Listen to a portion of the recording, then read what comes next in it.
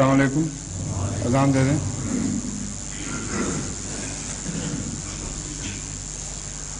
اللہ اکبر.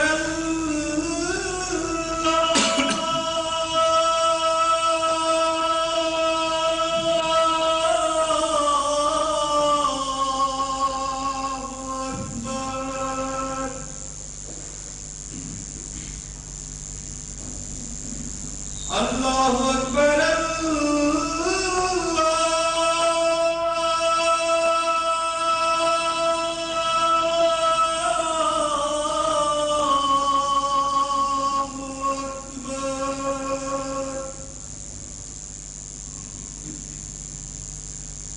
أشهد أن لا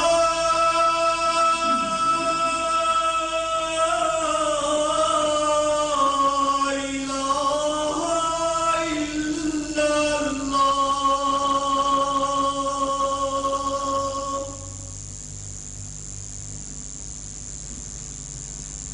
أشهد أن لا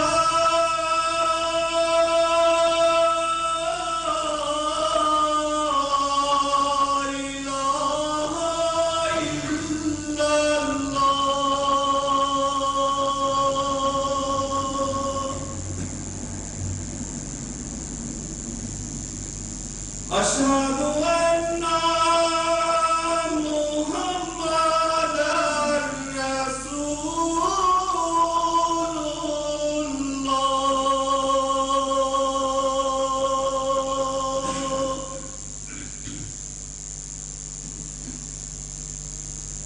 أشهد أن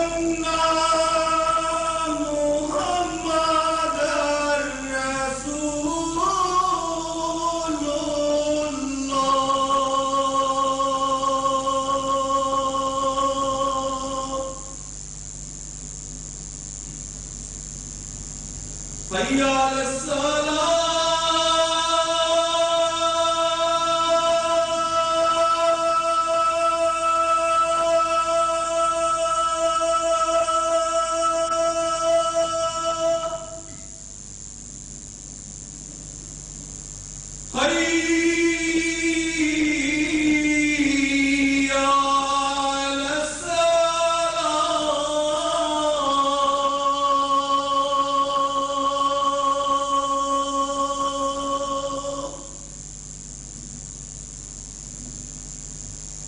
حي على الفلاح.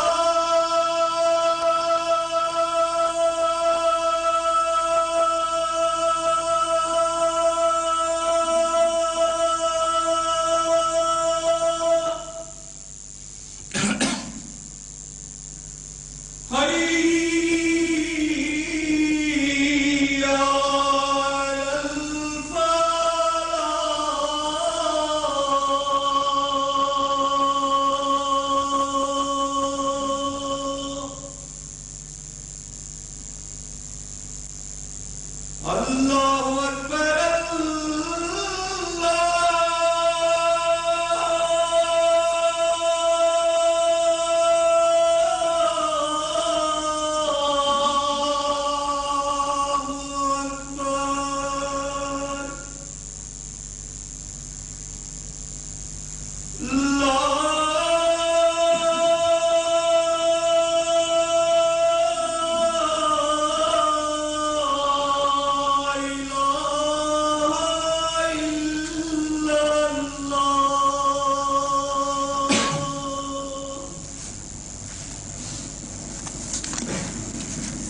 أشهد أن لا إله إلا الله وحده لا شريك له وأشهد أن محمدا عبده ورسوله. أما بعد فأعوذ بالله من الشيطان الرجيم. بسم الله الرحمن الرحيم. الحمد لله رب العالمين الرحمن الرحيم مالك يوم الدين إياك نعبد وإياك نستعين اهدنا الصراط المستقيم صراط الذين أنعمت عليهم غير المغضوب عليهم ولا الضالين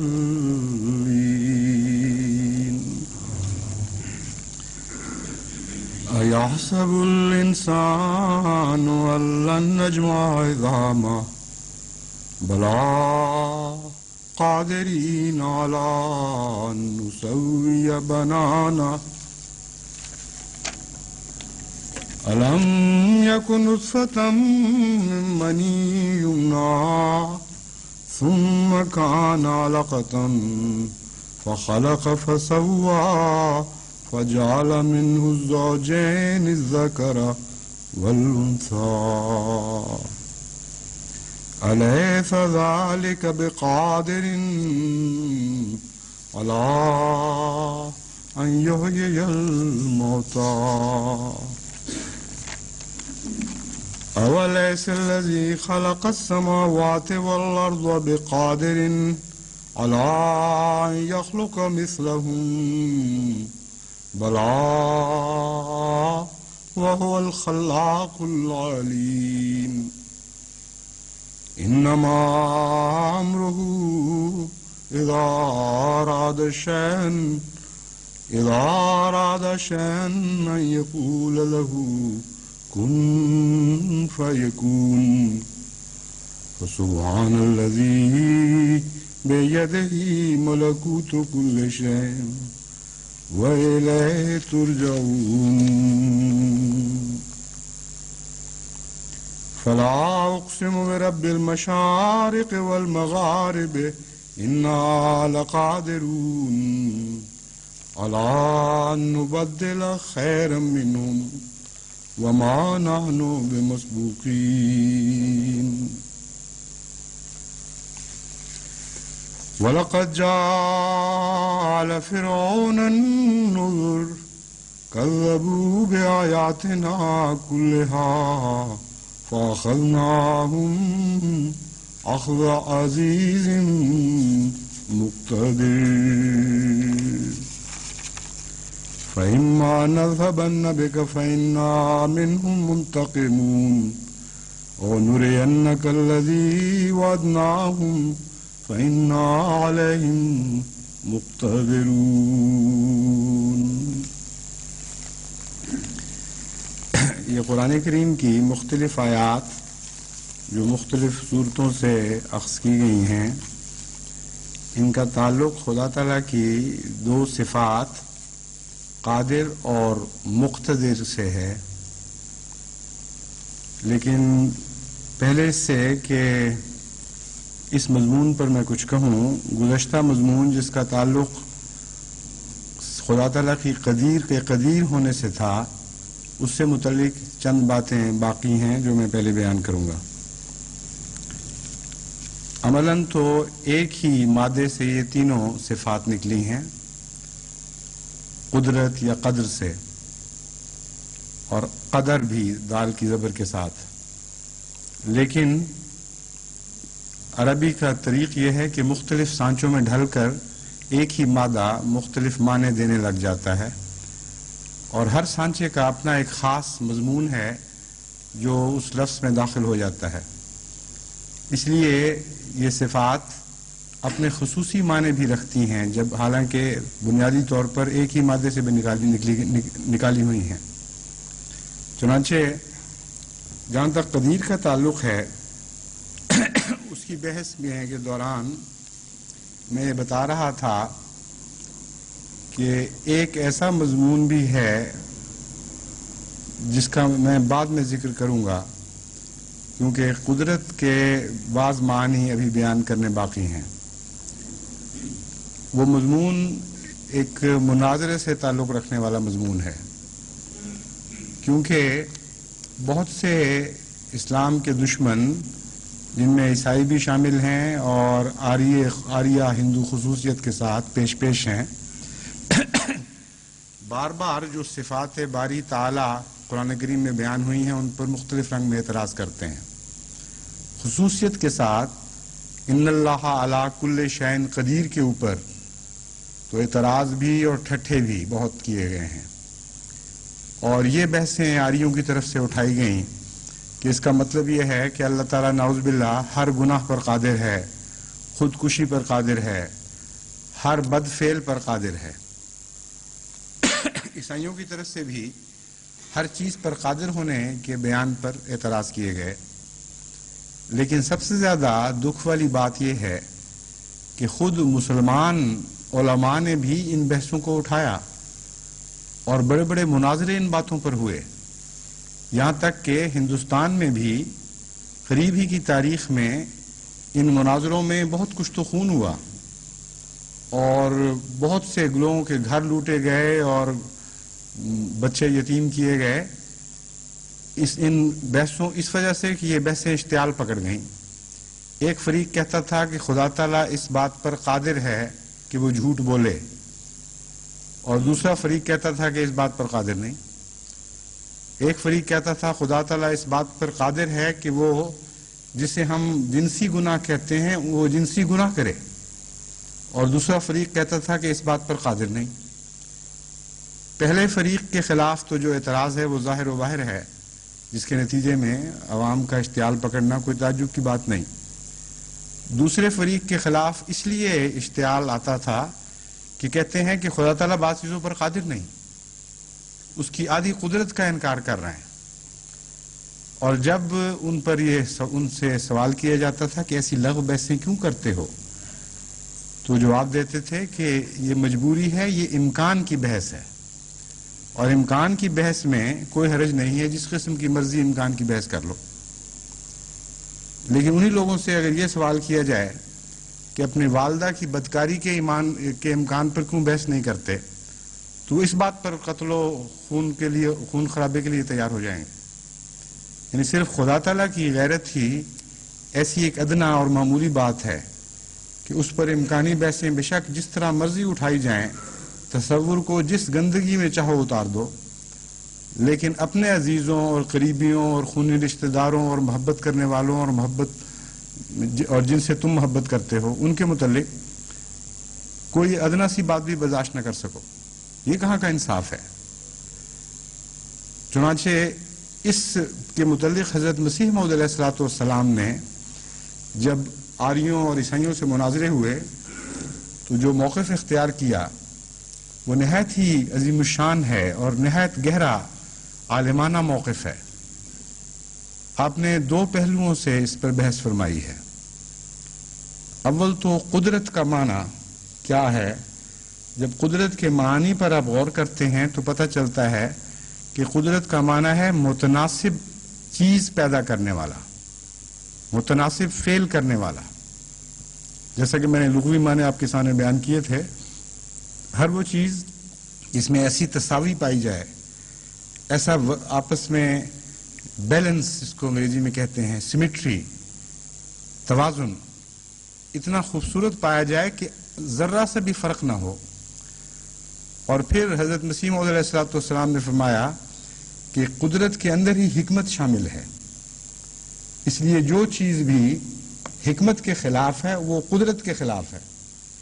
جب کہا جاتا ہے کہ قدیر ہے تو قدیر سے مراد یہ ہے کہ وہ حکمت کے فعل کرنے پر قادر ہے، وہ ایسی باتیں کرنے پر قادر ہے جو حسین ہوں، جن کے اندر توازن پایا جائے، جو عیب سے مبرہ ہوں اور جن میں خوبیاں پائی جاتی ہوں۔ اور یشاء کے معنی پر بھی حضرت اقدس مسیح موعود علیہ الصلوۃ والسلام نے زور دیا اور فرمایا کہ یشاء سے مراد ہے جو وہ چاہتا ہے۔ تم میں سے جو نسبتاً پاک لوگ ہیں وہ تو یہ نہیں چاہتے کہ وہ گندگی کریں۔ خدا کے متعلق تم کیسے سوچ سکتے ہو کہ وہ کوئی بے وقوفی والی بات، کوئی گندی بات، کوئی نامناسب اور بیہودہ بات کرنے کے متعلق سوچ بھی سکتا ہے۔ تو یشاء کا تعلق چونکہ اللہ کی سوچ، اللہ کی فکر، اللہ کے ارادے سے ہے، اس لیے ہر وہ بات جو غلط ہے وہ ویسے ہی خارج از امکان ہو جاتی ہے۔ اس کے ساتھ ہی حضرت مسیح موعود علیہ الصلوۃ والسلام نے اس بات پر زور دیا کہ ان بحثوں کو ختم کیا جائے، کیونکہ اللہ تعالیٰ کے متعلق اس قسم کی بحثیں گستاخی ہیں، اور نہایت ہی نامناسب بات ہے کہ خدا تعالیٰ کے متعلق کوئی دور کی بھی لغو بات سوچی جا سکے۔ تو یشاء اور قدیر میں دونوں کے اندر یہ مضمون پایا جاتا ہے کہ خدا جب چاہتا ہے تو غلط بات چاہ سکتا ہی نہیں، ان معنوں میں کہ اس کی حکمت بالغہ کے خلاف ہے، اور قدرت کے معنی یہ ہیں کہ جو چیز متوازن ہو اور اچھی ہو اور حکمت سے تعلق رکھتی ہو۔ بس جب یہ کہیں گے کہ فلاں چیز خدا یعنی گندی چیز نہیں کر سکتا، تو یہ خدا تعالیٰ کی صفت پہ حرف نہیں آتا، بلکہ ایسی بات ہے جیسے کہیں کہ فلاں شخص فلاں تصویر نہیں بنا سکتا جو کسی بڑے آرٹسٹ نے بنائی ہے، فلاں شخص فلاں قسم کی میوزک نہیں بنا سکتا جو کسی بڑے میوزیشین نے بنائی ہے، تو وہاں اس کا قدرت سے عاری ہونا ثابت ہوگا جو نہیں بنا سکتا۔ اچھے میوزیشین کے متعلق یہ نہیں کہا جائے گا کہ وہ چونکہ گندی میوزک نہیں بنا سکتا اس لیے وہ قادر نہیں ہے۔ قدرت کا مضمون ہی اعلیٰ تخلیق سے تعلق رکھتا ہے۔ قدرت کے فقدان کے نتیجے میں بد چیزیں پیدا ہوتی ہیں، نہ کہ قدرت کے موجود ہونے کے نتیجے میں بد چیزیں سوچی جا سکتی ہیں۔ اس لیے اگر خدا قدیر ہے تو اس کا لازمی نتیجہ یہ ہے کہ ہر وہ چیز جس سے قدرت کا فقدان ثابت ہو، وہ چیز اس کے اندر شامل نہیں ہے۔ ایک تو یہ ضروری بات تھی جو بتانے والی تھی۔ دوسری ایک نیا مضمون ہے جو خدا تعالیٰ نے پہلے خطبے کے دوران مجھے بتایا اور اس کے بعد پھر اس مضمون کو تفصیل سے مجھے سمجھایا۔ آپ کو یاد ہوگا کہ گزشتہ خطبے کے دوران جب میں لغوی معنی بیان کر رہا تھا تو میں نے کہا کہ ایک معنی اس کا علمہ ہو بھی ہے، یعنی اس نے سکھایا۔ یہ کہہ کر چونکہ مجھے یاد تھا کہ میرے نوٹس میں کہیں بھی علمہ کا معنی نہیں لکھا ہوا، جب میں نے یہ پڑھا اور آپ کو بتایا تو میں نے دوبارہ نظر ڈالی اور وہاں لکھا ہوا موجود تھا۔ پھر تردد کے باوجود میں نے دوبارہ پڑھا کہ علمہ بھی ہے، اور جب میں پڑھ چکا تو وہ علمہ کا لفظ غائب ہو گیا، اور فوری طور پر میں تعجب میں مبتلا تھا کہ اس مضمون کو اب کیسے جاری رکھوں، کیونکہ نہ میرے نوٹس میں وہ شامل تھا، نہ مجھے کبھی پہلے تصور بھی آیا تھا کہ قدرہ کا معنی علمہ بھی ہو سکتا ہے۔ اور چونکہ دوبارہ دیکھنے کے باوجود بہت کھلا کھلا صاف لکھا ہوا موجود تھا، اس لیے میں نے وہ پڑھ دیا۔ چونکہ اگلا لفظ عظمہ تھا، عظمہ، اس لیے میں نے اس کے ساتھ اس کا تعلق باندھنے کی کچھ کوشش کی، لیکن پوری طرح دل کو تسلی نہیں ہوئی۔ اس لیے دعا کی کہ اللہ تعالیٰ نے جب ایک نیا مضمون دکھایا ہے تو اس کے معنی بھی سمجھائے۔ چنانچہ خدا تعالیٰ نے جو اس کے معنی سمجھائے وہ ایسے حیرت انگیز ہیں اور اتنے وسیع ہیں اور اتنا قطعی طور پر قرآن کریم سے ثابت ہیں کہ پھر مجھے یہ تعجب ہوا کہ اس سے پہلے کسی کا خیال کیوں نہیں اس طرف گیا، کیونکہ نہ اہل لغات نے نہ اہل تفسیر نے اشارتاً بھی اس بات کا کہیں ذکر کیا ہے۔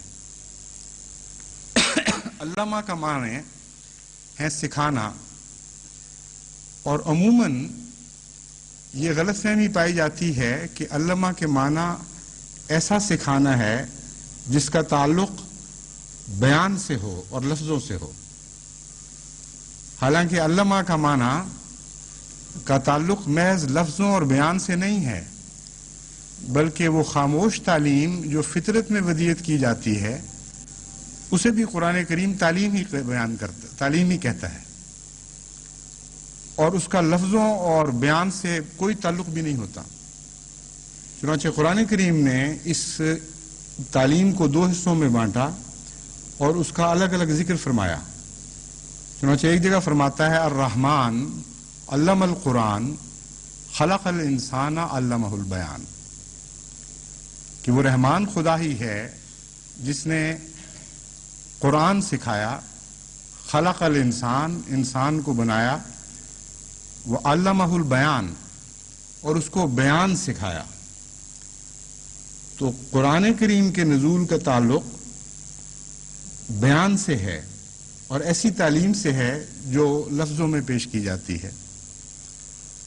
دوسری جگہ جب خدا تعالیٰ تخلیق عالم کا ذکر فرماتا ہے، آسمان اور زمین اور پھر اس سے نفس کی پیدائش کا، تو وہاں فرماتا ہے وَنَفْسٍ وَمَا سَوَّاهَا فَعَلَّمَهَا فُجُورَهَا وَتَقْوَاهَا، فَأَلْهَمَهَا فُجُورَهَا وَتَقْوَاهَا، وَنَفْسٍ وَمَا سَوَّاهَا فَأَلْهَمَهَا فُجُورَهَا وَتَقْوَاهَا، کہ ہم نے انسان کو، نفس کو پیدا کیا. یعنی پہلے آسمان والسماء وما بناها، اس سے مضمون شروع ہوتا ہے، والارض وما طحاها، کہ ہم گواہ ٹھہراتے ہیں آسمان کو اور جیسے وہ بنایا گیا، اور زمین کو اور جس طرح وہ ہموار کی گئی. پھر فرماتا ہے وَنَفْسٍ وَمَا سَوَّاهَا، اور نفس کو کس طرح خدا نے اسے نہایت ہی عمدہ ترکیب کے ساتھ پیدا کیا اور متوازن کیا، اور جب اسے ٹھیک ٹھاک کیا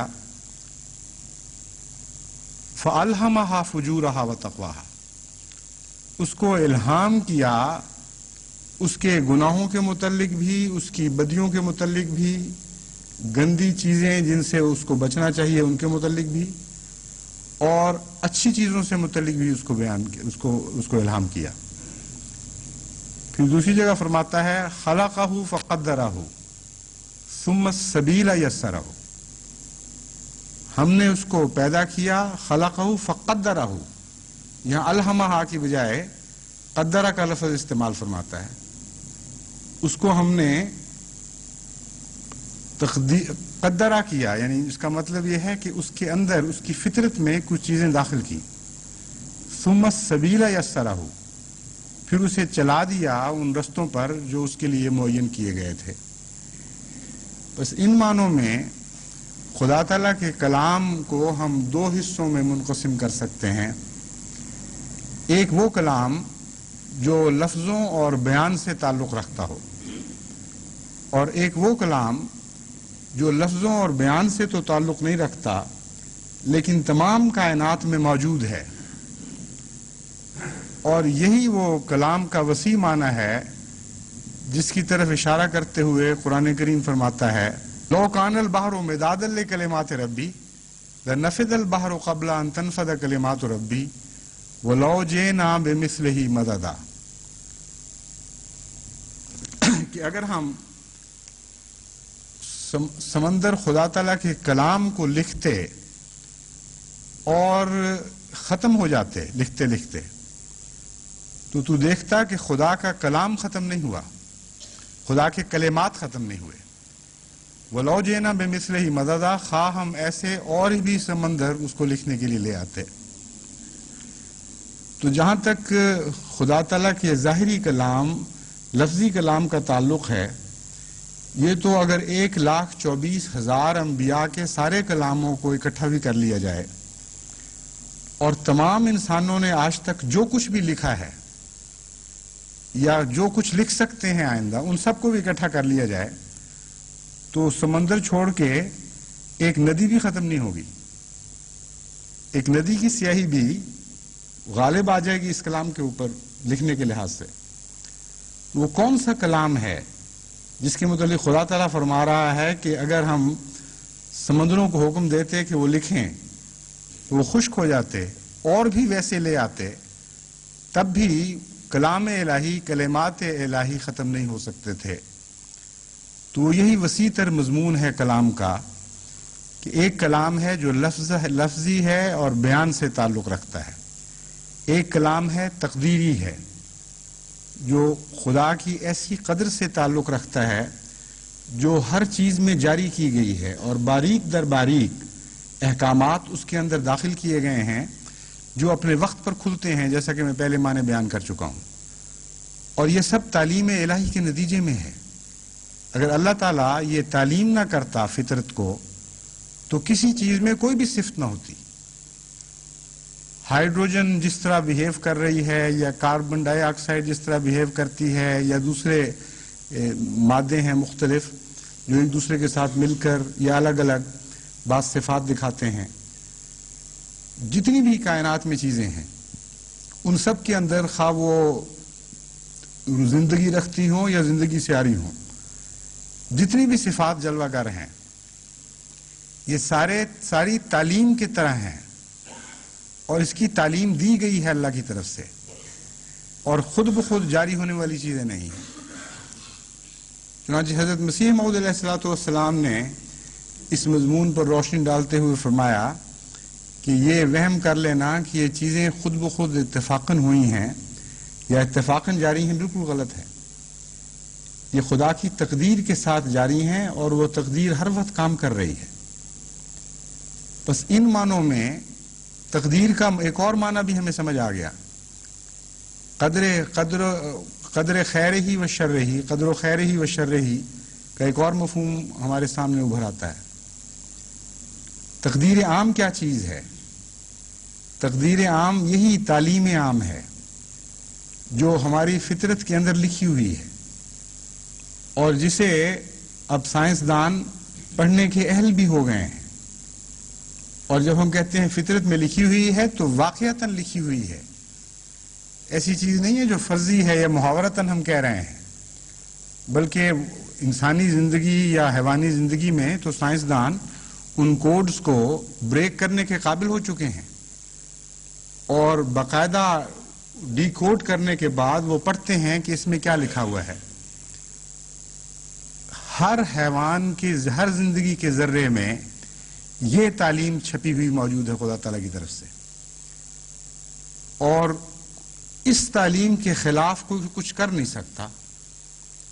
بیان کی جو تعلیم ہے اس کے خلاف انسان جا سکتا ہے، لیکن یہ جو تعلیم ہے خاموش تعلیم، اس کے خلاف انسان جا نہیں سکتا۔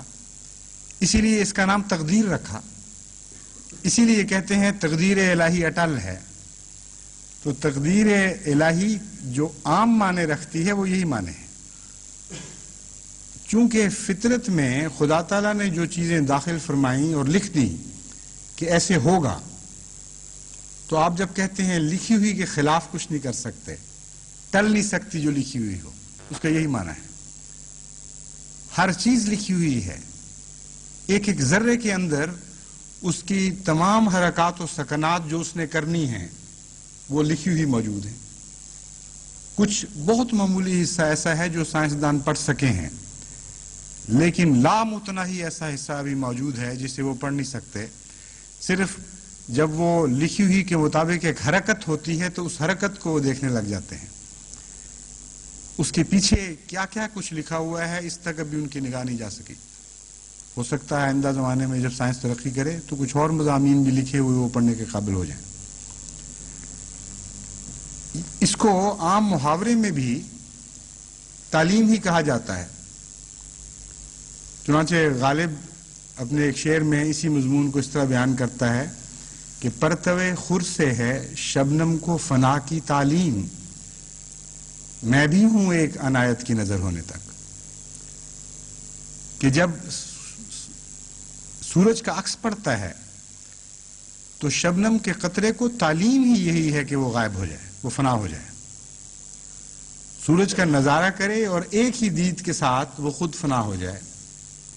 کہتا ہے اے میرے محبوب، میں بھی ہوں ایک عنایت کی نظر ہونے تک، میری فطرت میں بھی محبت نے یہی تعلیم لکھ دی ہے کہ میں تمہیں دیکھوں اور خود فنا ہو جاؤں۔ یہ تو دنیا کے لحاظ سے تو قصے ہیں، اور ہرگز ماننے کی باتیں نہیں ہیں کہ کوئی شخص کسی دوسرے کے لیے اپنے وجود کو مٹا دے، مگر مذہبی دنیا میں ایسا واقعتاً نظر آتا ہے۔ چنانچہ حضرت اقدس محمد مصطفیٰ صلی اللہ علیہ وآلہ وسلم نے جب خدا کا جلوہ دیکھا تو اپنے وجود کو مٹا دیا. آپ کو یہ تعلیم تھی، آپ کی یہ تقدیر یہی تھی کہ خدا جلوہ گر ہو اور خود محمد مصطفیٰ کا ذاتی وجود مٹ جائے اور کلیتاً خدا جلوہ گر ہو جائے. حضرت اقدس مسیح موعود علیہ الصلوۃ والسلام کو یہی تعلیم تھی کہ محمد مصطفیٰ صلی اللہ علیہ وآلہ وسلم کا جلوہ دیکھیں اور اپنے وجود کو مٹا دیں. چنانچہ اسی سے ہمیں ذل کا مضمون سمجھ آیا. یہ وہ تعلیم ہے جسے ہم تقدیر بھی کہتے ہیں، اور ان معنوں میں اللہ تعالیٰ نے مجھے سمجھایا کہ قدرت کا معنی تعلیم بھی ہے. اور جب اس پہلو سے ہم غور کرتے ہیں تو قدرت کا سب سے زیادہ وسیع، سب سے زیادہ اطلاق پانے والا معنی ہے ہی تعلیم. ہر وہ بات جو سکھائی جائے لفظوں سے بالا ہو کر، جو فطرت میں داخل کر دی جائے، جس کی قوت اتنی زیادہ ہو کہ وہاں انکار کی مجال ہی کوئی نہ ہو، اور لازماً اس تعلیم کے مطابق چلنا ہو کسی نے، اس تعلیم کو تقدیر کہا جاتا ہے، اور یہی قدرت کا سب سے بڑا مظہر ہے. اب میں دوسرے مضمون کی طرف آتا ہوں جو میں نے بیان کیا تھا، قادر اور مقتدر.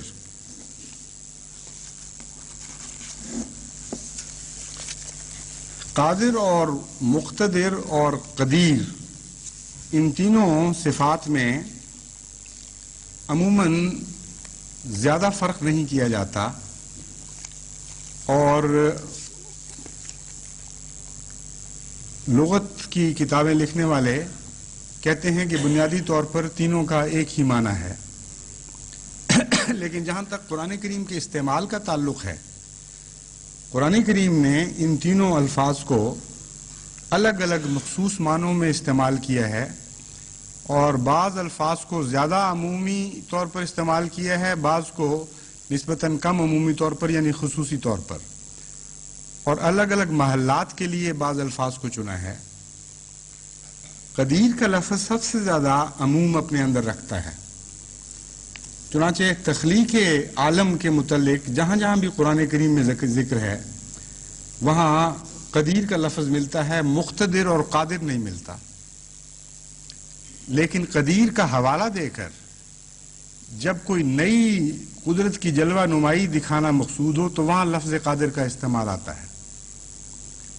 یعنی قدیر کو قرآن کریم زیادہ عمومی صفت کے طور پر پیش فرماتا ہے، جو ہر میدان میں کار فرما نظر آ رہی ہے.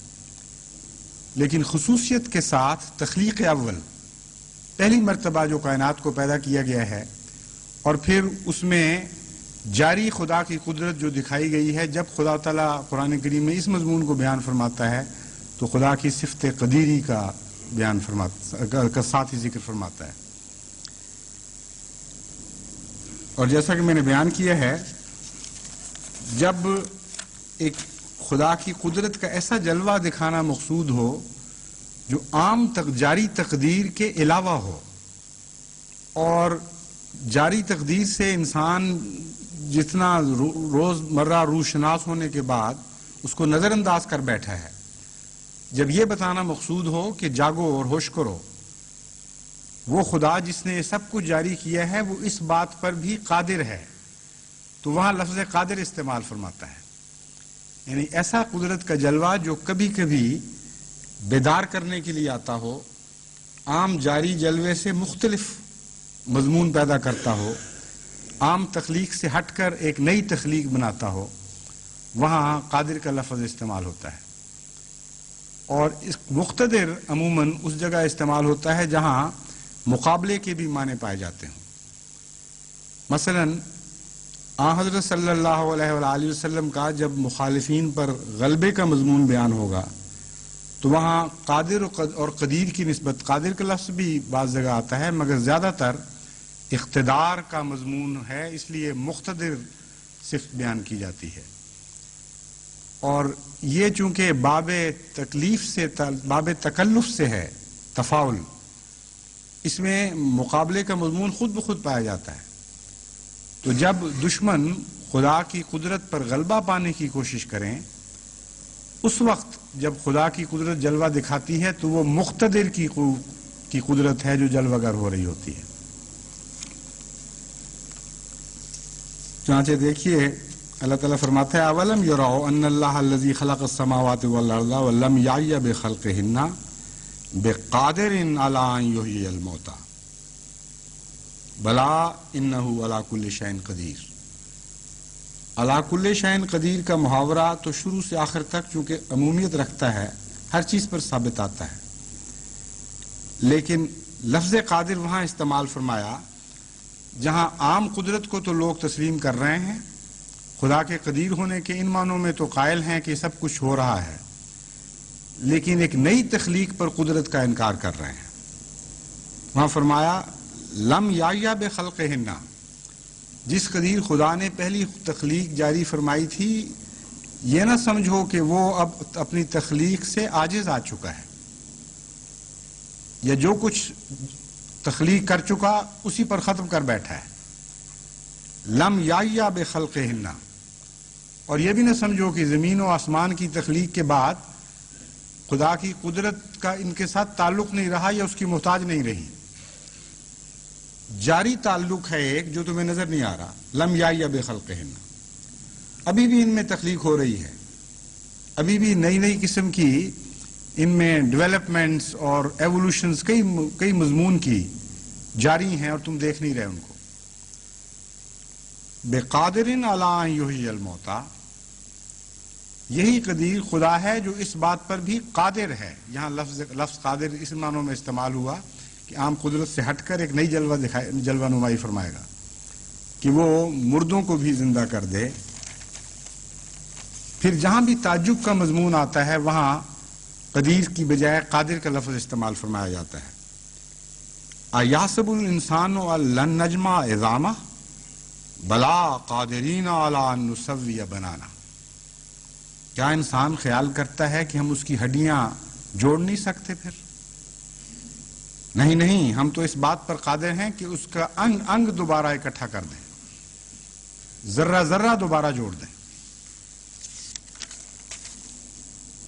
پھر فرماتا ہے الم یکن نطفۃ من منی یمنی ثم کان علقۃ فخلق فسوی فجعل منہ الزوجین الذکر والانثی الیس ذلک بقادر علی ان یحیی الموتى. کہ تم محض تعجب کی وجہ سے خدا کی نئی تخلیق کا انکار کرتے ہو، یعنی آئندہ کو تو تعجب کی نگاہ سے دیکھتے ہو، لیکن ماضی میں جو گزر گیا ہے اس پر تعجب ہی نہیں کر رہے تم کچھ، حالانکہ وہ زیادہ تعجب کے لائق بات ہے. جو کچھ ہو چکا ہے وہ اتنا حیرت انگیز ہے، اتنا تعجب میں مبتلا کرنے والا ہے کہ اگر تم اس کو دیکھو اور اس کی کنہ تک پہنچو اور تعجب میں مبتلا ہو تو تعجب تو کوئی اعتراض کی وجہ ہی پھر باقی نہیں رہتا.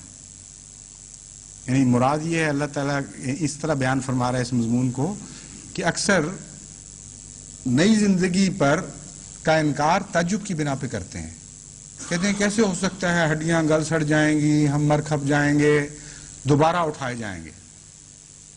کتنا مشکل کام ہے، بظاہر ناممکن نظر آتا ہے.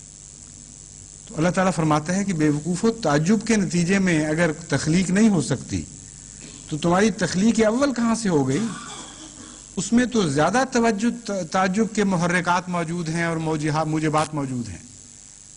اتنا تعجب انگیز ہے مضمون تمہاری تخلیق اول کا کہ اس پر غور کرو، پھر سوچو کہ جس خدا نے یہ تخلیق پیدا کر دی تھی وہ اس کی تخلیق نو پر کیوں قادر نہیں ہو سکتا؟ جو کچھ بھی نہ ہو اس سے ایسا حیرت انگیز تخلیق کا نظام پیدا کر دے، کچھ ہو تو اس سے پھر آگے کیوں پیدا نہیں کر سکتا؟ یہ مضمون ہے، نسبتاً کم تعجب کی بات ہے.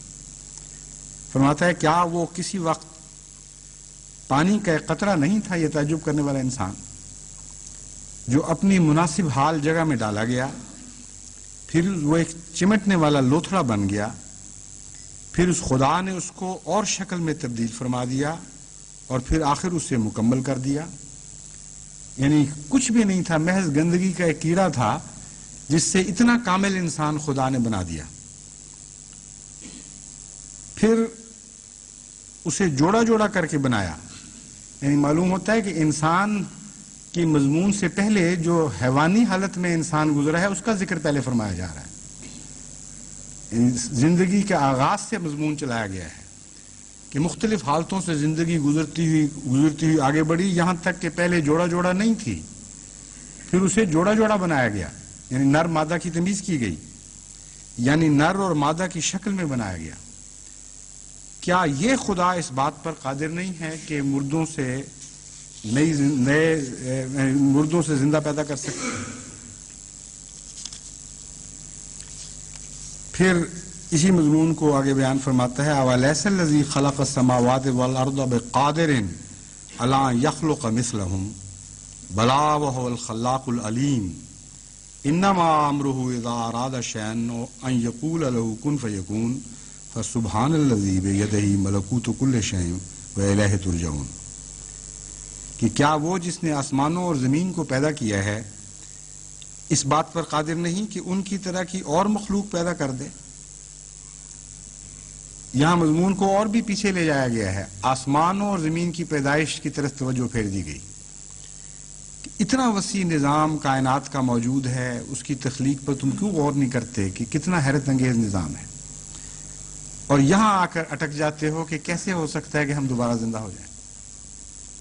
جو تم موجود ہو تمہیں ایک نئی تخلیق نہیں مل سکتی، اور جب کچھ بھی نہیں تھا اس سے اتنی عظیم و شان تخلیق ہو گئی، اس پر تم تعجب نہیں کرتے. پھر فرماتا ہے فَلَا أُقْسِمُ بِرَبِّ الْمَشَارِقِ وَالْمَغَارِبِ إِنَّا لَقَادِرُونَ عَلَىٰ أَن نُبَدِّلَ خَيْرًا مِّنْهُمْ وَمَا نَحْنُ بِمَسْبُوقِينَ. ہرگز نہیں، جو تم سوچ رہے ہو غلط ہے.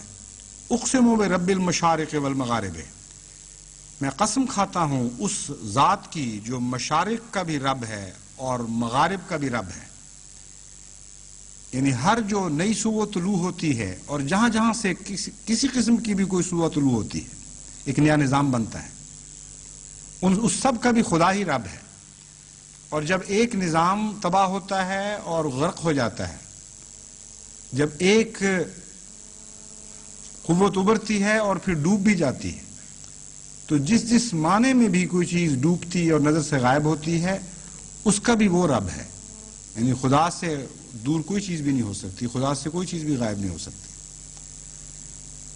فرمایا اس کی قسم میں اس کی قسم کھا کے کہتا ہوں، ہم اس بات پر قادر ہیں کہ وہ قومیں جو خدا کے انبیاء کی مخالفت کرتی ہیں ان کو لے جائیں ان نبدل خیرا منہم وما نحن بمسبوقین، کہ ہم ان سے بہتر لوگ لے آئیں اور ہمیں کوئی عاجز نہیں کر سکتا. فَلْيَنْظُرِ الْإِنسَانُ مِمَّا خُلِقَ مِن مَّاءٍ دَافِقٍ يَخْرُجُ مِن بَيْنِ الصُّلْبِ وَالتَّرَائِبِ إِنَّهُ عَلَىٰ رَجْعِهِ لَقَادِرٌ. یہ بھی وہی مضمون ہے، دوسرے رنگ میں بیان فرمایا گیا ہے. ان باتوں پر غور کر کے جہاں جہاں بھی لفظ قادر کا استعمال ہوا ہے وہاں غور کرنے سے ایک اور بات بھی سامنے آتی ہے کہ یہ خدا کی ایک اور تقدیر کا ذکر چل پڑا ہے جس کا تعلق دین اور مذہب سے ہے. یعنی پہلے جو قدیر کے اندر جس قدرت کا ذکر تھا جو تقدیر عام تھی، اس کا خدا تعالیٰ کی ہر تخلیق سے تعلق ہے، وہ عام ہے، جاندار سے بھی ہے، بے جان سے بھی ہے. ہر جگہ خدا نے ایک تعلیم دے رکھی ہے جس سے کوئی ہٹ نہیں سکتا. پھر خدا تعالیٰ نے قرآن کریم کو ظاہر فرمایا، یا اس سے پہلے دوسری کتب نازل فرمائی اور ایک نئی تخلیق بنائی جو مذہبی دنیا کی تخلیق ہے. اس تخلیق میں عام قانون سے ہٹ کر کچھ قوانین ہیں جن کی طرف توجہ دلائی جاتی ہے.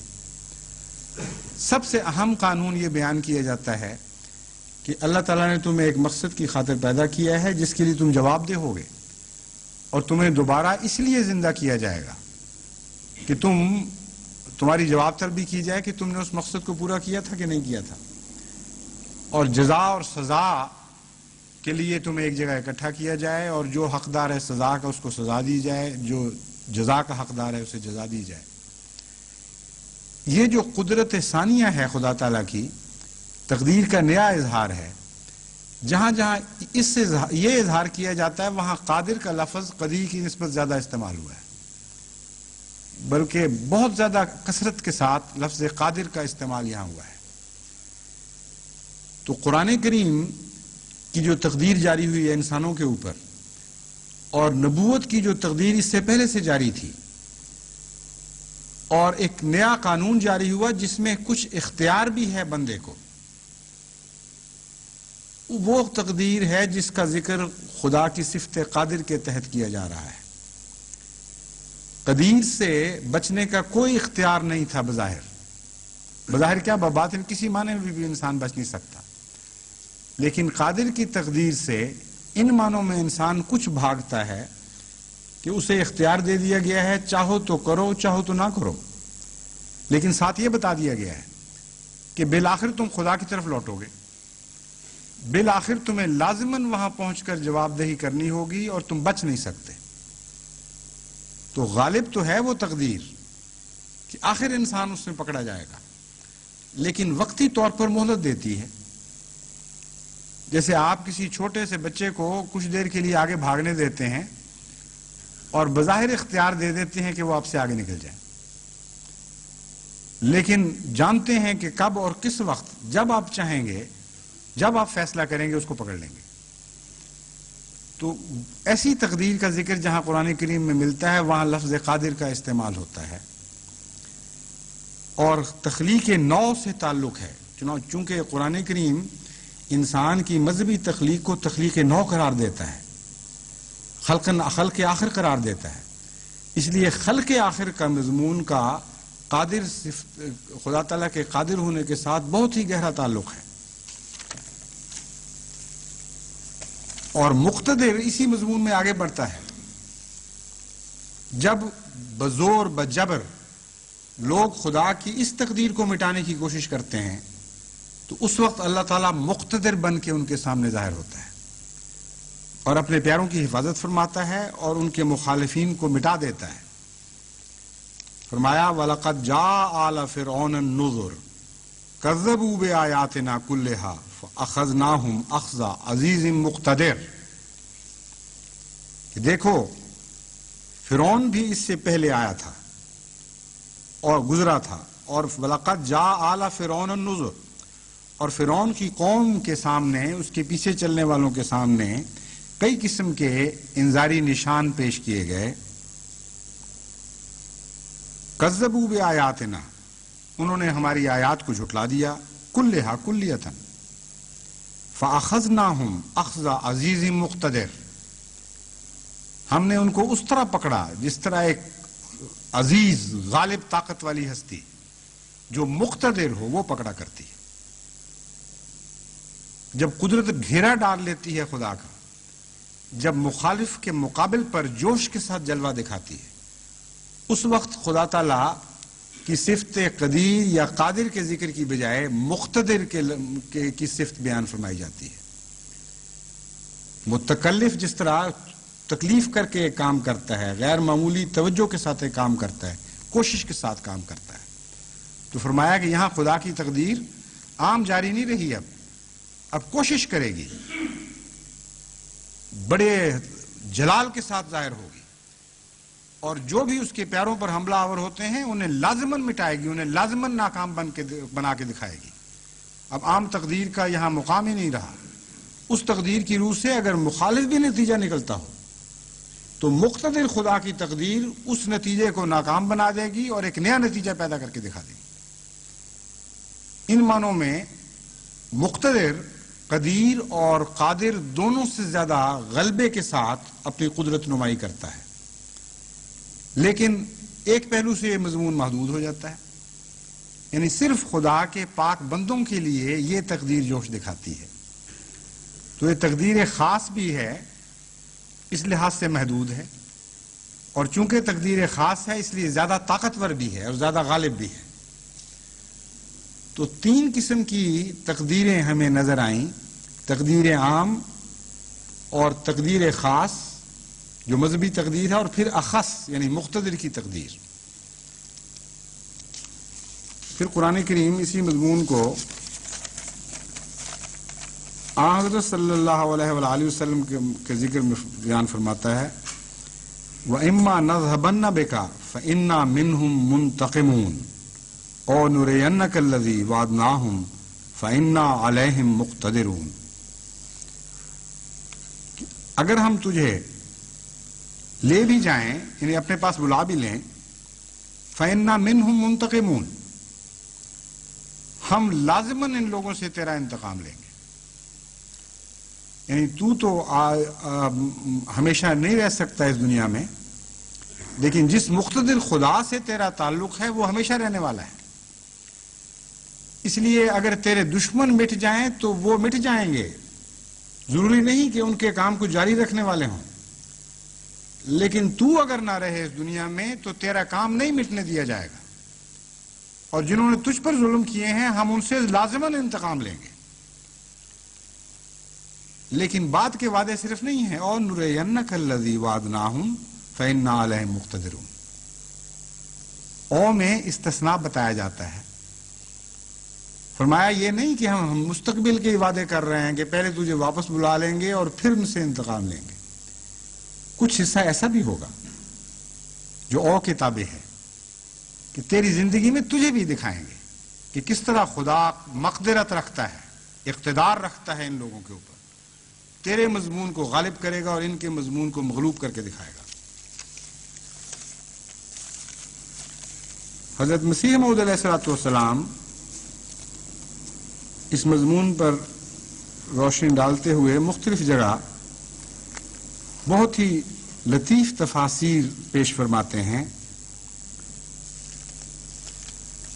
لیکن پہلے میں اس سے کہ مقتدر کے متعلق حضرت مسیح موعود علیہ السلام کی بعض تفاسیر کے نمونے پیش کروں جہاں جہاں آپ نے لفظ قادر کا استعمال کیا ہے اور بعض پہلوؤں پر روشنی ڈالی ہے, اس کے چند اقتباسات آپ کے سامنے رکھتا ہوں.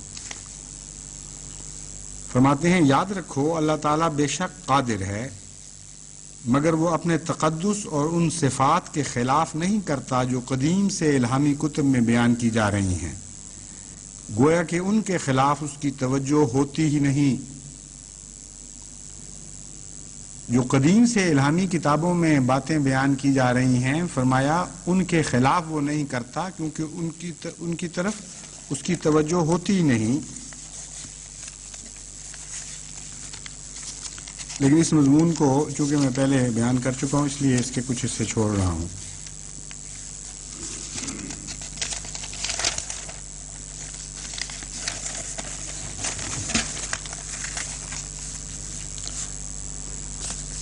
فرماتے ہیں وہ ہمارا خدا قادر مطلق خدا ہے, وہ کامل اختیار رکھتا ہے. یمحو اللہ ما یشاء,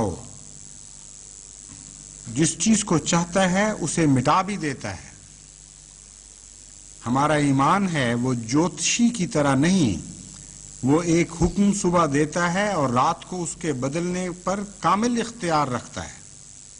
ما ننسخ من آیت والی آیت اس پر گواہ ہے. پس قادر صفت کا قدیر سے جو تعلق ہے اس مضمون کو حضرت مسیح موعود علیہ السلام نے یہاں کھولا ہے کہ جاری تقدیر ہے ایک, وہ بھی خدا کی جاری ہوئی تقدیر ہے, مگر وہ ایسی نہیں کہ جو خدا کو عاجز کر دے کہ اسے بدل نہ سکے. اپنے وجود کو دکھانے کے لیے قدرت سے اپنی ذات کا دیتا ہے حق ثبوت. اس بے نشان کی چہرہ نمائی یہی تو ہے کہ اگر وہ خدا یہ غیر معمولی تقدیر جاری کرنا چھوڑ دے تو لوگ یہی کہیں گے کہ خود بخود چیزیں پیدا ہوئیں, خود بخود جاری ہوتی تھیں, خود بخود جاری رہیں گی, اور کسی تیسری بیرونی ہستی کے وجود کی ضرورت کوئی نہیں.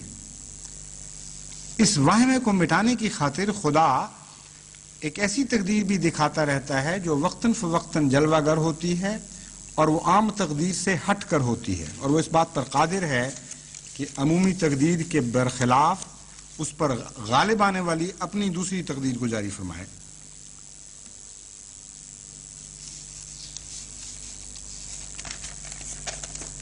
فرماتے ہیں اس خدا پر ایمان لانے سے کیا مزہ جو قریب قریب بتوں کے ہو, یعنی بتوں کی طرح کا ہو, نہ سنتا ہو نہ جواب دے. اس خدا پر ایمان لانے سے, ہاں اس خدا پر ایمان لانے سے مزہ آتا ہے جو قدرتوں والا خدا ہے، جو ایسے خدا پر ایمان نہیں لاتا اور خدا تعالیٰ کی قدرتوں اور تصرفات پر ایمان نہیں رکھتا، اس کا خدا بت ہے۔ اصل میں خدا تو ایک ہی ہے، مگر تجلیات الگ ہیں۔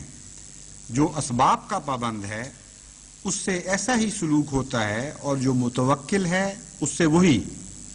اگر خدا تعالیٰ ایسا ہی کمزور ہوتا تو پھر نبیوں سے بڑھ کر کوئی ناکام نہ ہوتا، کیونکہ وہ اسباب پرست نہ تھے مگر خدا پرست اور متوکل تھے۔ یہاں جو مضمون ہے وہ قدیر اور قادر کے تعلق کا مضمون بیان فرمایا گیا ہے۔ جب ہم اسباب اختیار کرتے ہیں تو یہ وہی چیز ہے جو خدا تعالیٰ کی ایک جاری تقدیر ہے، اس کے سوا تو اسباب کوئی چیز نہیں ہے۔ لیکن جب صرف اسباب ہی اختیار کرنے لگ جاتے ہیں اور خدا تعالیٰ کی دوسری تقدیر پر ایمان نہیں رکھتے جو وقتاً فوقتاً اس سے تعلق کی بنا پر، یعنی مذہب کے نتیجے میں جاری ہوتی ہے، جس کا تعلق قادر سے ہے، تو پھر صرف اسباب ہی کے بندے ہو کر رہ جاتے ہیں۔ فرمایا ان کے لیے بھی ایک خدا ظاہر ہوتا ہے، ان سے تعلق نہیں توڑتا، لیکن جو وہ اپنے لیے پسند کرتے ہیں ویسا ہی خدا ان کے لیے ظاہر ہوتا ہے۔ وہ چونکہ اس کی اسباب کی پیروی کرنے لگ جاتے ہیں تو صرف اسباب کی تقدیر تک محدود خدا ان کے لیے ظاہر ہوتا رہتا ہے۔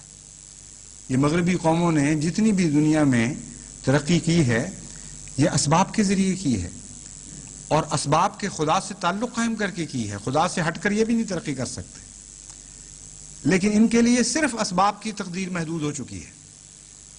فرمایا اگر صرف یہی تقدیر ہوتی تو انبیاء تو جیتے جی مر جاتے، کیونکہ ان کے پاس تو اسباب ہوتے ہی نہیں مقابلے کے لیے۔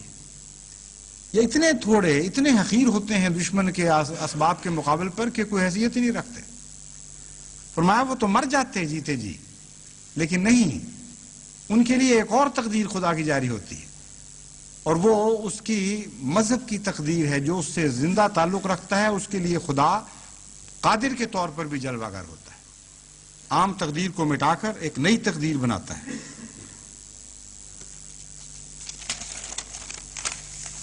پھر فرماتے ہیں نہیں محصور ہرگز راستہ قدرت نمائی کا، خدا کی قدرتوں کا حصر دعویٰ ہے خدائی کا۔ پھر فرماتے ہیں قدرت سے اپنی ذات کا دیتا ہے حق ثبوت، اس بے نشان کی چہرہ نمائی یہی تو ہے جس بات کو کہے کہ کروں گا میں یہ ضرور، ٹلتی نہیں وہ بات، خدائی یہی تو ہے۔ یعنی یہاں بولنے والا خدا منظر پر ابھر آتا ہے، یعنی مخلوق ایک ایسے خدا کی واقف ہو جاتی ہے جو بولنے لگ گیا ہے۔ سائنسدانوں کا خدا تو وہ گونگا خدا ہے جو جاری، جس کی تقدیر جاری تو ہے، لیکن اس تقدیر میں وہ نہ رد و بدل کرنے کے اہل ہیں، نہ ان کے لیے وہ تقدیر ٹلتی ہے کسی طرح۔ لازم ہے ان پر کہ 100% اس تقدیر کی پیروی کریں، غلامی اختیار کریں، اور پھر جو فائدہ اٹھانا ہے اسے اٹھائیں۔ لیکن ایک زندہ فعال خدا سے وہ تقدیر ان کا تعلق قائم نہیں کرتی۔ اسی لیے اکثر سائنسدان جس خدا تک پہنچے ہیں وہ ایک تصوراتی خدا ہے جس کا ہونا وہ تسلیم کر لیتے ہیں، لیکن انسان کے ساتھ ایک زندہ تعلق والا خدا ان پر کبھی ظاہر نہیں ہوتا، نہ وہ اس کا وجود تسلیم کرتے ہیں۔ وہ کہتے ہیں ہوگا، قدرت کاملہ میں ہمیں نظر آتا ہے، لیکن ایسا وجود جو انسانی معاملات میں دلچسپی لے، ان سے دخل دے، ان سے پیار کرے، ان کو سزا دے، ایسا خدا ہمیں کہیں نظر نہیں آتا، اس لیے کہ اس سے ان کا تعلق قائم ہی نہیں ہوتا، وہ خدا کی دوسری قدرت کو سمجھتے نہیں ہیں۔ لیکن جب وہ قدرت کاملہ پر یقین رکھنے لگ جاتے ہیں انسان، تب خدا ان پر ظاہر ہوتا ہے، ان سے بولتا ہے، اور حضرت مسیح موعود علیہ السلام فرماتے ہیں جس بات کو کہے کہ کروں گا میں یہ ضرور، ٹلتی نہیں وہ بات، خدائی یہی تو ہے۔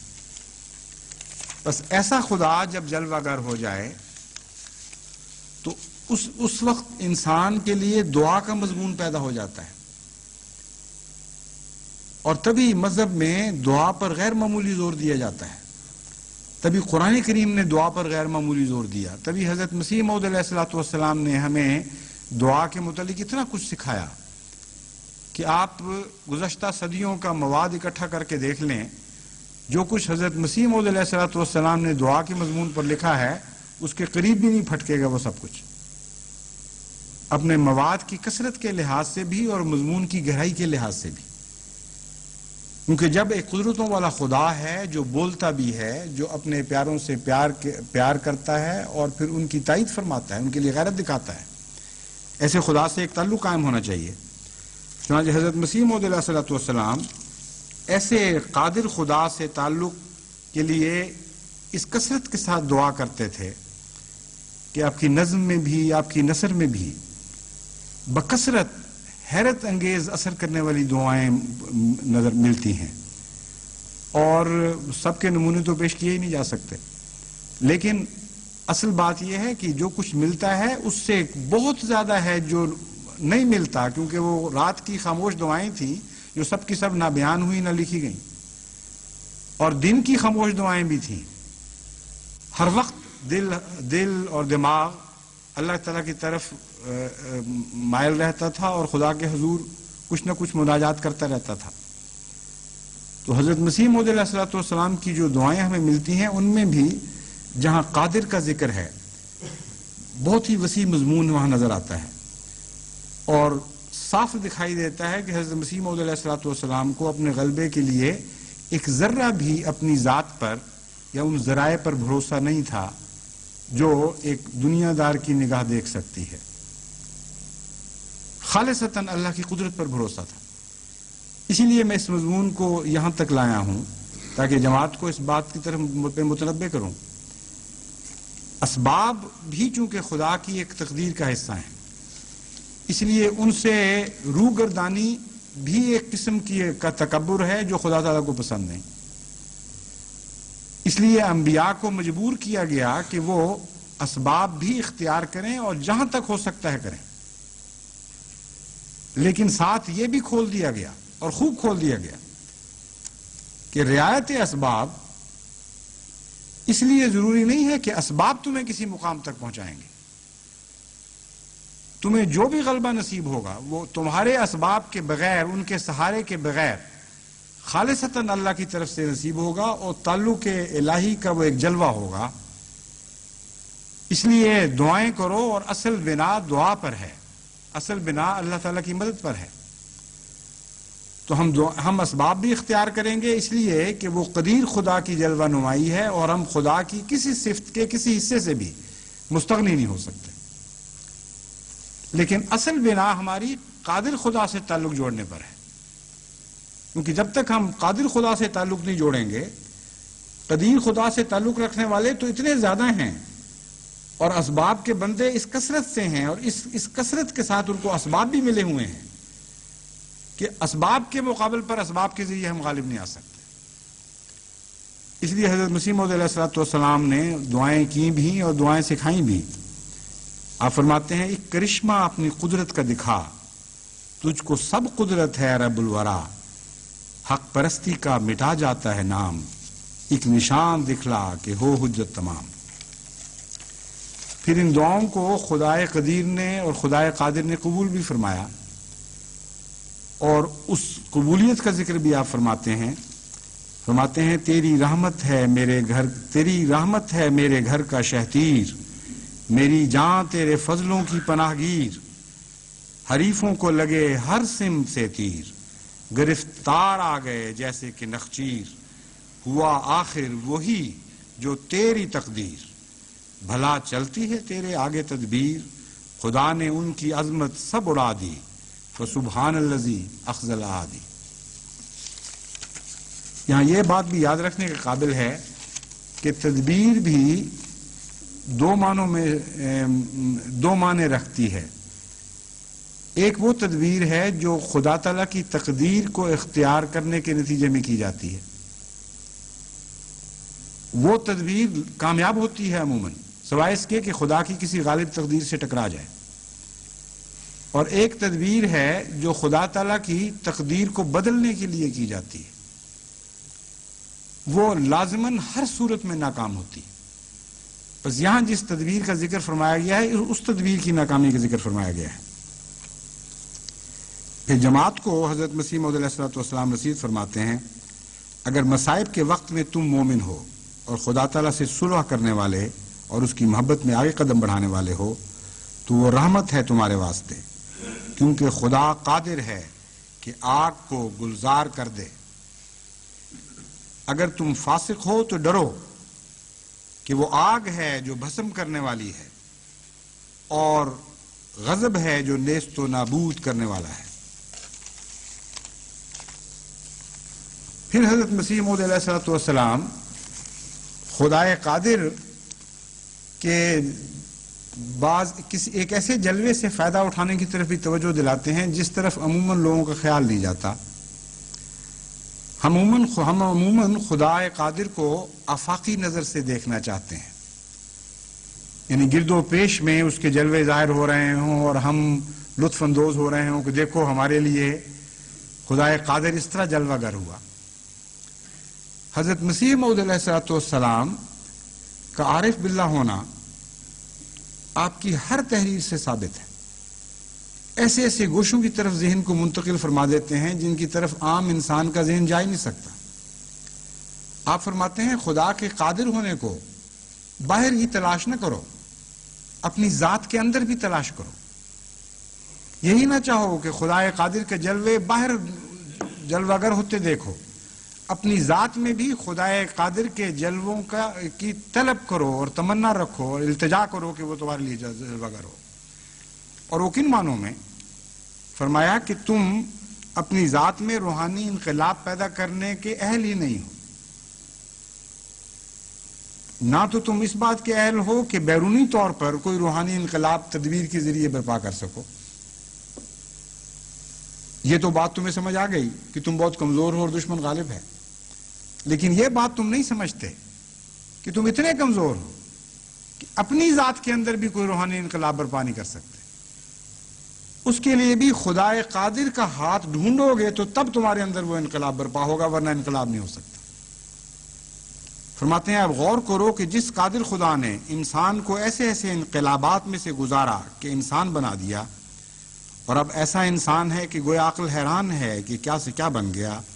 ناک، منہ اور دوسرے اعضاء پر غور کرو کہ خدا تعالیٰ نے اسے کیا بنایا ہے، پھر اندرونی حواس خمسہ دیے اور دوسرے قوا اور طاقتیں اس کو عطا کیں۔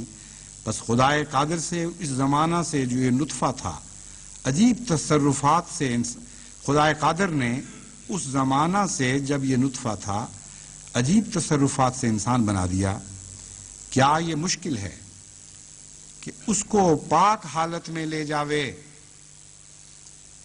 اور جذبات سے الگ کر دے؟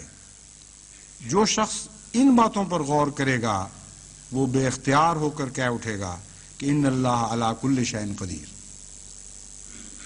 یعنی خدا تعالیٰ نے جو کچھ تمہیں بنایا ہے بہت عظیم الشان خلقت ہے، لیکن خدا کی مدد کے بغیر اس حالت کو پاک حالت میں تبدیل نہیں کیا جا سکتا۔ اس لیے خدائے قادر سے تعلق جوڑو اور خدائے قادر سے توقع رکھو کہ وہ تمہیں پاک حالت میں لے جائے۔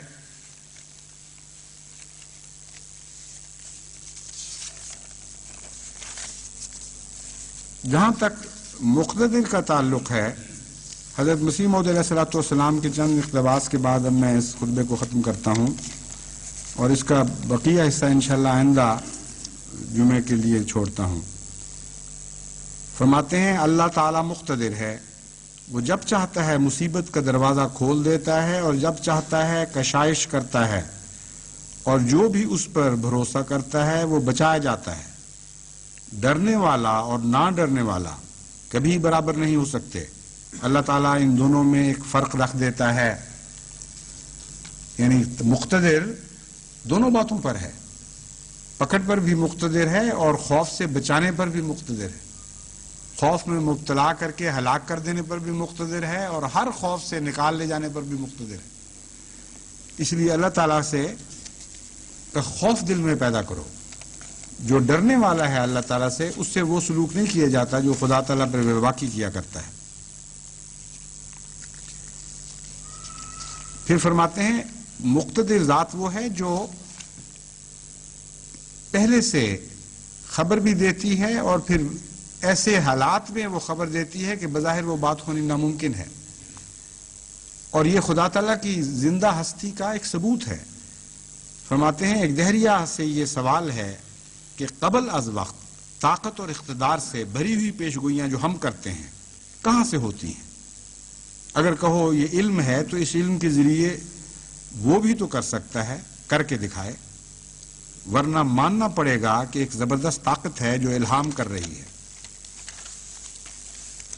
پھر فرماتے ہیں اے بد فطرتو، اپنی فطرتیں دکھلاؤ، لانتیں بھیجو، ٹھٹھے کرو اور صادقوں کا نام کاذب اور دروغ گو رکھو، لیکن ان قریب دیکھو گے کہ کیا ہوتا ہے۔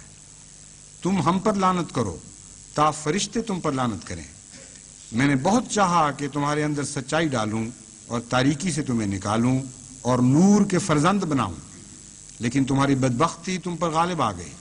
سو اب جو چاہو لکھو، تم مجھے دیکھ نہیں سکتے جب تک وہ دن نہ آوے کہ جو قادر کریم نے میرے دکھانے کے لیے مقرر کر رکھا ہے۔ ضرور تھا کہ تمہیں ابتلا میں ڈالے اور تمہاری آزمائش کرے تا تمہارے جھوٹے دعوے فہم اور فراست اور تقوی اور علم قرآن کے تم پر کھل جائیں۔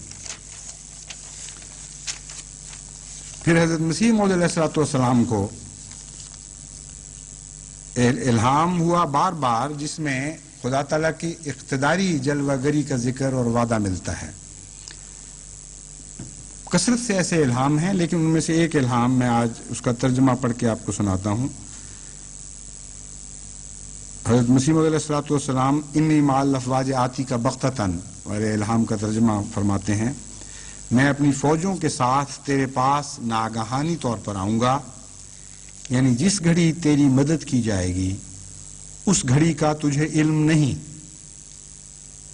بس وہ احمدی جو اندازے لگاتے رہتے ہیں ہر وقت کہ فلاں دن، فلاں رات، فلاں گھڑی اچانک یہ کام ہو جائے گا، جب پہلے پتہ چل گیا کہ فلاں وقت فلاں گھڑی اچانک یہ کام ہونا ہے تو اچانک کیسے ہوا ہو؟ حضرت مسیح موعود علیہ السلام جن سے وعدہ دیا گیا ہے اقتدار کا، آپ کو خدا مخاطب کر کے فرماتا ہے، یعنی جس گھڑی تیری مدد کی جائے گی، یہ ترجمہ حضرت مسیح علیہ السلام کا اپنا ہے، اس گھڑی کا تجھے علم نہیں، اور ان کو علم ہے۔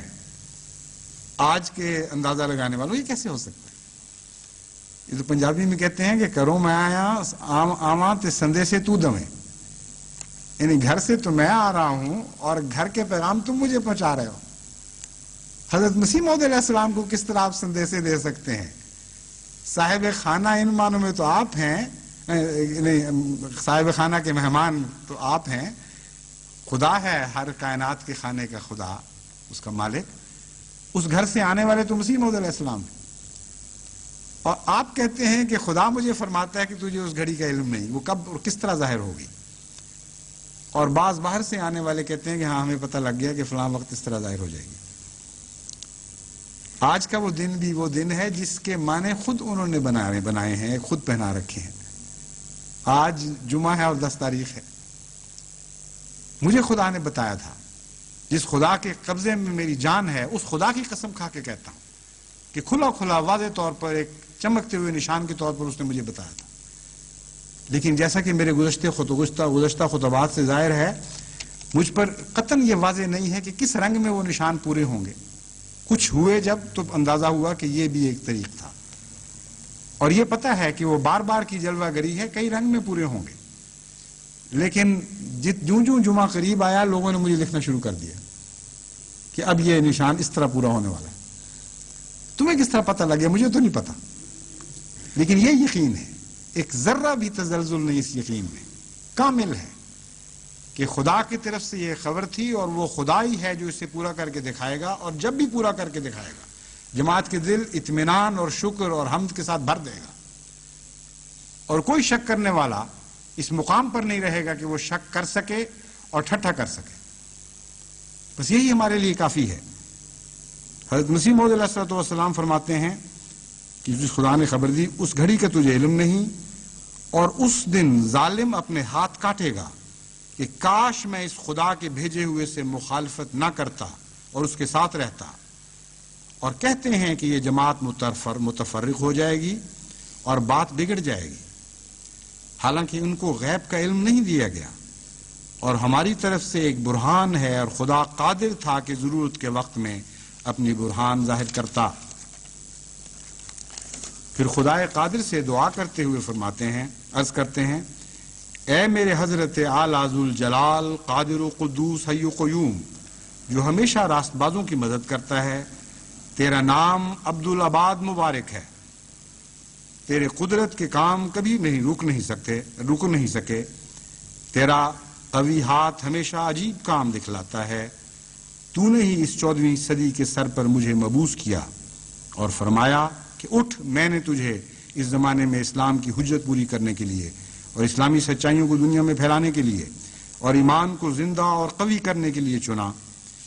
اے میرے قادر خدا، تو جانتا ہے کہ اکثر لوگوں نے مجھے منظور نہیں کیا اور مجھے مفتری سمجھا، اور میرا نام کافر اور کذاب اور دجال رکھا گیا، مجھے گالیاں دی گئیں اور طرح طرح کی دل آزاریوں سے مجھے ستایا گیا۔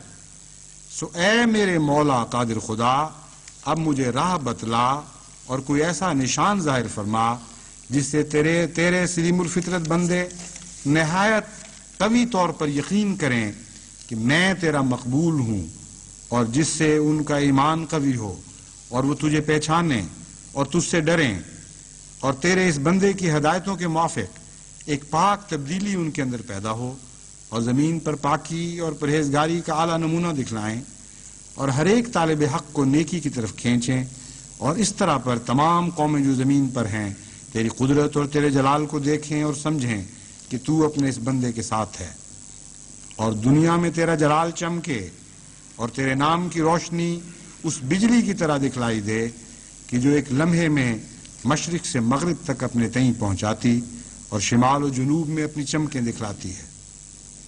اے میرے قادر خدا، اے میرے توانا اور سب قوتوں کے مالک خداوند، تیرے ہاتھ کے برابر کوئی ہاتھ نہیں، اور کسی جن اور بھوت کو تیری سلطنت میں شرکت نہیں۔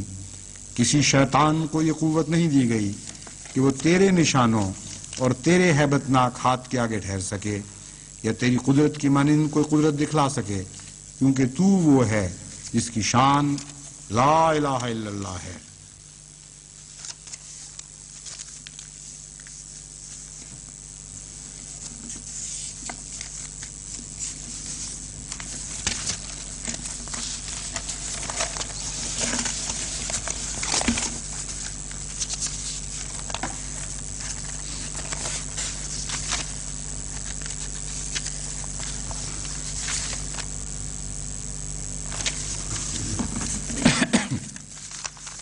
حضرت مسیح موعود علیہ الصلوۃ والسلام کے ساتھ خدا تعالیٰ نے اس کثرت کے ساتھ قدرت نمائی کے وعدے فرمائے ہیں، ایک مومن کے لیے ایک لمحہ بھی کسی قسم کے شک کی گنجائش باقی نہیں رہتی۔ اس لیے خدا تعالیٰ کی قدرتوں کے اس مضمون کو سمجھنے کے بعد خصوصیت کے ساتھ میں احمدیوں کو یہ نصیحت کرتا ہوں کہ حضرت مسیح موعود علیہ الصلوۃ والسلام کے رنگ میں رنگین ہو کر سب سے پہلے اپنے قادر خدا سے تعلق جوڑیں، اس کی قدرتوں کے اوپر کامل ایمان رکھیں، ایک لمحہ کے لیے بھی توکل کے اعلیٰ مقام کو ہاتھ سے نہ جانے دیں، رعایت اسباب ضرور کریں کیونکہ یہ لازم ہے، مگر رعایت اسباب پر بھروسہ نہ کریں۔ حضرت مسیح موعود علیہ الصلوۃ والسلام کے حق میں جتنے وعدے ہیں وہ لازماً پورے ہوں گے، ایک ذرہ ادنا سا بھی شک اس بات میں نہیں ہے، لیکن ان کو پورا کرنے کے لیے کچھ توقعات ہیں ہماری جماعت سے۔ ان اطلاعات کا ایک مقصد ہے، اور وہ مقصد جیسا کہ حضرت مسیح موعود علیہ الصلوۃ والسلام کی تحریرات سے واضح ہے، وہ ہمیں پاک اور صاف کرنا اور بہتر انسان بنانا ہے، نتھار دینا ہے، لوگوں سے الگ اور ممتاز کر دینا ہے۔ جوں یہ امتیازی نشان ہمارے وجود میں ظاہر ہوتے رہیں گے، جوں ہمارے اندر پاک تبدیلیاں ہوتی چلی جائیں گی، خدا تعالیٰ کی قدرت نمائی کا ہاتھ ہمارے لیے زیادہ مفید ہوگا۔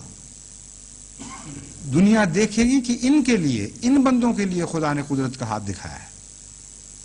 اگر غیر کے ساتھ تمیز کوئی نہ ہو تو کون کہہ سکتا ہے کہ کس کے لیے خدا نے کیا قدرت دکھائی؟ اور جب تمیز کوئی نہیں تو خدا تو حکیم خدا ہے، اور قدرت کے اندر حکمت کا مضمون پایا جاتا ہے. کوئی وجہ نہیں کہ خدا تمیز کر کے دکھائے. پھر جیسی عام تقدیر میں دوسرے لوگ اس کے تابع چل رہے ہیں، اسی طرح آپ بھی عام تقدیر کے تابع چلتے چلے آئیں گے. اس لیے میں حضرت مسیح موعود علیہ السلام کی ایک پیشگوئی کے بعد پڑھنے کے بعد اس مضمون کو آج ختم کرتا ہوں. مگر یاد رکھیں کہ اس پیشگوئی کا اطلاق ہم پر ہوگا، ضرور ہوگا، اس میں شک نہیں، لیکن کچھ تقاضے ہیں جو آپ کو پورے کرنے ہوں گے. میں آئندہ انشاءاللہ بعض خطبات میں توجہ دلاؤں گا کہ کون کون سی ایسی باتیں ہیں جن کی طرف ہمیں مزید توجہ کی ضرورت ہے، جس کے نتیجے میں اگر ہم توجہ دیں تو انشاءاللہ تعالی خدا کے وعدوں کے پورا ہونے کے دن قریب تر آ جائیں گے. حضرت مسیح موعود علیہ السلام فرماتے ہیں، تمام پنجاب اور ہندوستان کے لوگ مجھ سے ایسے بگڑ گئے تھے جو مجھے پیروں کے نیچے کچلنا چاہتے تھے. ضرور تھا کہ وہ لوگ اپنی جان توڑ کوششوں میں کامیاب ہو جاتے اور مجھے تباہ کر دیتے، لیکن وہ سب کے سب نامراد رہے. اور میں جانتا ہوں کہ ان کا اس قدر شور اور میرے تباہ کرنے کے لیے اس قدر کوشش اور یہ پرزور طوفان جو میری مخالفت میں پیدا ہوا، یہ اس لیے نہیں تھا کہ خدا نے میرے تباہ کرنے کا ارادہ کیا تھا، بلکہ اس لیے تھا کہ تا خدا تعالیٰ کے نشان ظاہر ہوں اور تا خدا قادر جو کسی سے مغلوب نہیں ہو سکتا ان لوگوں کے مقابل پر اپنی طاقت اور قوت دکھلا دے اور اپنی قدرت کا نشان ظاہر کرے. چنانچہ اس نے ایسا ہی کیا. کون جانتا تھا اور کس کے علم میں یہ بات تھی کہ جب میں ایک چھوٹے سے بیج کی طرح بویا گیا اور بعد اس کے ہزاروں پیروں کے نیچے کچلا گیا اور آندھیاں چلیں اور طوفان آئے اور ایک سیلاب کی طرح شور بغاوت میرے اس چھوٹے سے تخم پر پھر گیا، پھر بھی میں ان صدمات سے بچ جاؤں گا. سو وہ تخم خدا کے فضل سے ضائع نہ ہوا بلکہ بڑھا اور پھولا. آج وہ ایک بڑا درخت ہے جس کے سائے کے پیچھے 3 لاکھ انسان آرام کر رہا ہے. یہ تقریباً 100 سال پہلے کی بات ہے. یہ خدائی کام ہیں جن کے ادراک سے انسانی طاقتیں عاجز ہیں، وہ کسی سے مغلوب نہیں ہو سکتی.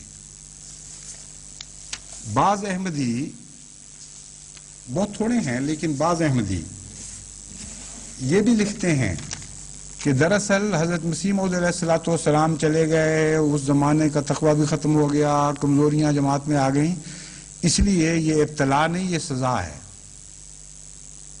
یہ بالکل جھوٹا اور شیطانی خیال ہے.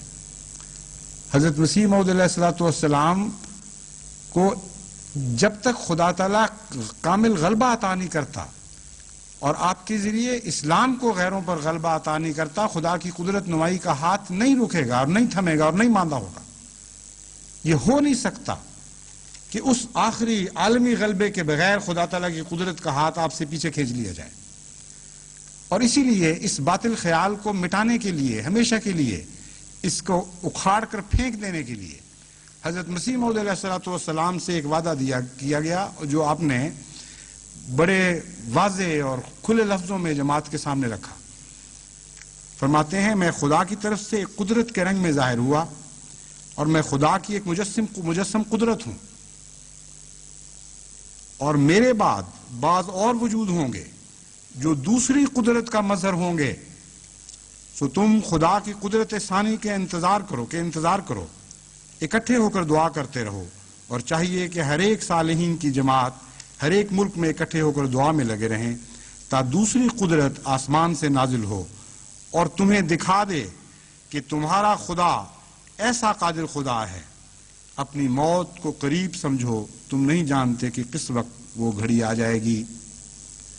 اس دوسری قدرت کے متعلق حضرت مسیح موعود علیہ السلام سے وعدہ دیا گیا ہے کہ کم از کم 1000 سال تک یہ جاری رہے گی.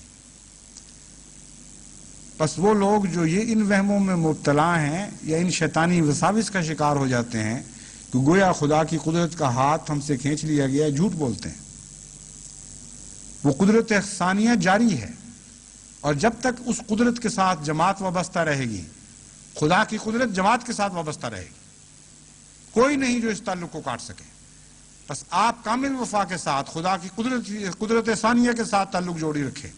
میں آپ کو خوشخبری دیتا ہوں اور خدا کی قسم کھا کر آپ سے کہتا ہوں کہ خدا کی قدرت کبھی بھی آپ سے اپنا پیبند نہیں توڑے گی، ہرگز نہیں توڑے گی اور ہرگز نہیں توڑے گی، یہاں تک کہ اسلام کو کامل غلبہ نصیب نہ ہو جائے.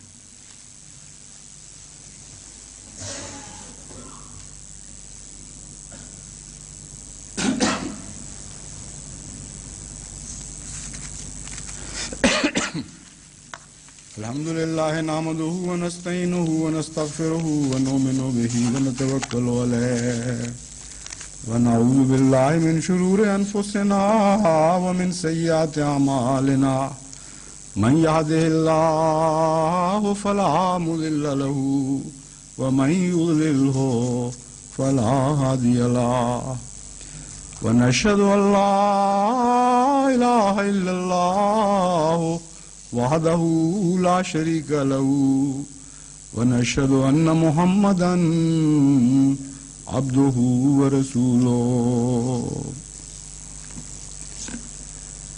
عباد الله رحمكم الله إن الله يأمر بالعدل والإحسان وإيتاء ذي القربى وينهى عن الفحشاء والمنكر والبغي يعظكم لعلكم تذكرون.